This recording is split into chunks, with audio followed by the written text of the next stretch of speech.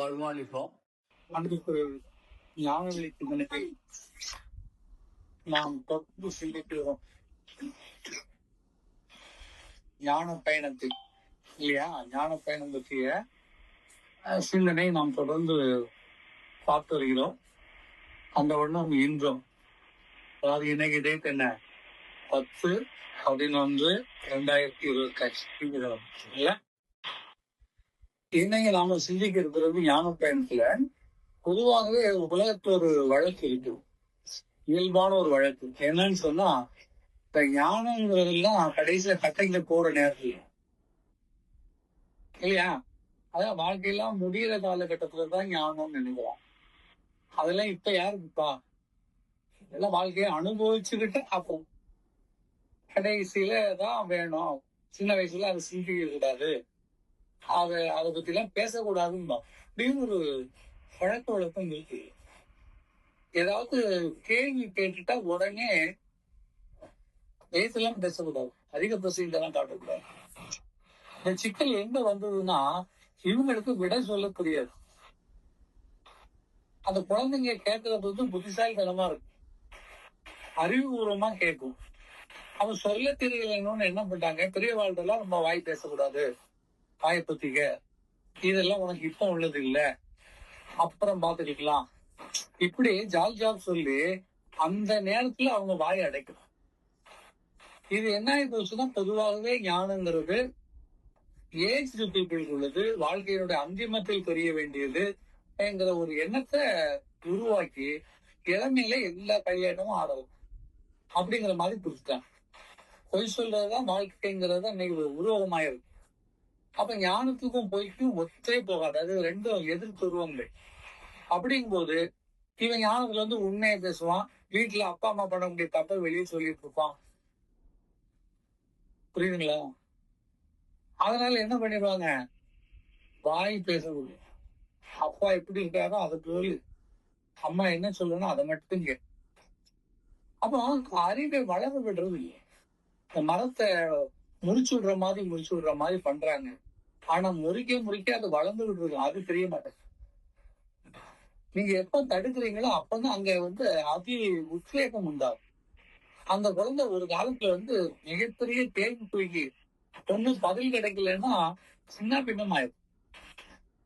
எப்பவுமே மனசுக்கு ஒரு எண்ணம் உருவாகுதுன்னு வைங்களேன், அந்த எண்ணத்துக்கு உடனே அதுக்கு பதில் கொடுத்துட்டா அது அடங்கி அது வேலையை பார்க்க ஆரம்பிச்சிடும்.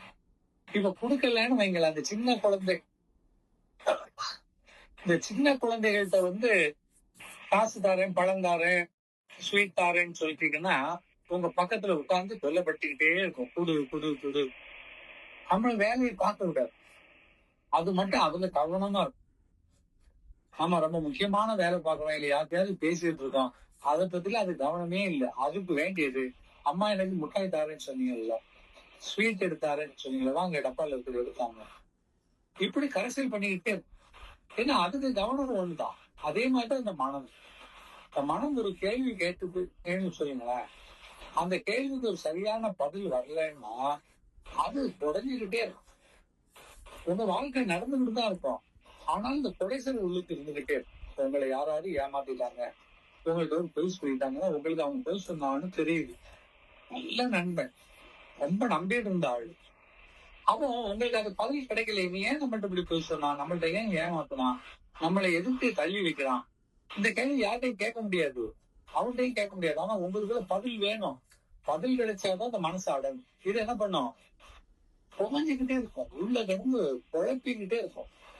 இப்படியே நிறைய பேருக்கு ஒரு மாதிரி மென்டல் டிசார்டர் ஆகுறது உண்டு, ப்ரெஷர் வர்றது உண்டு, ரொம்ப அழுத்தம் வர்றது உண்டு, கோபம் வர்றது உண்டு, மற்றவங்கள்ட்ட பழகுறதுல இருந்து விலகிக்கிறது உண்டு. அதுக்கப்புறம் எவனையும் நம்ப மாட்டான்.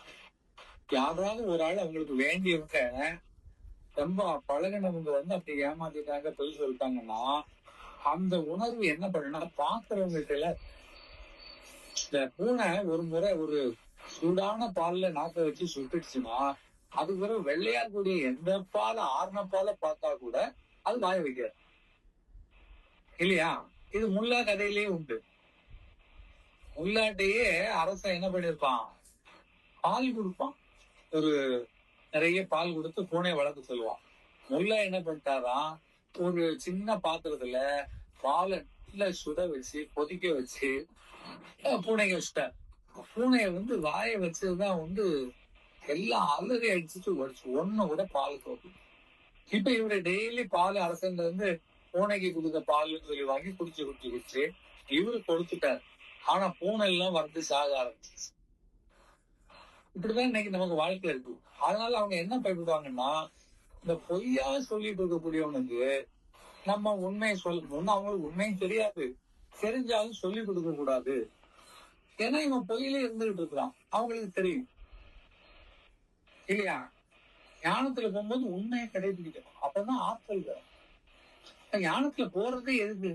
முதல்ல 2 விஷயம் ஞாபகம் வச்சுக்க. ஒன்று வந்து ஆற்றல், at the living time. Second வந்து ஆஃப்டர் டெத்.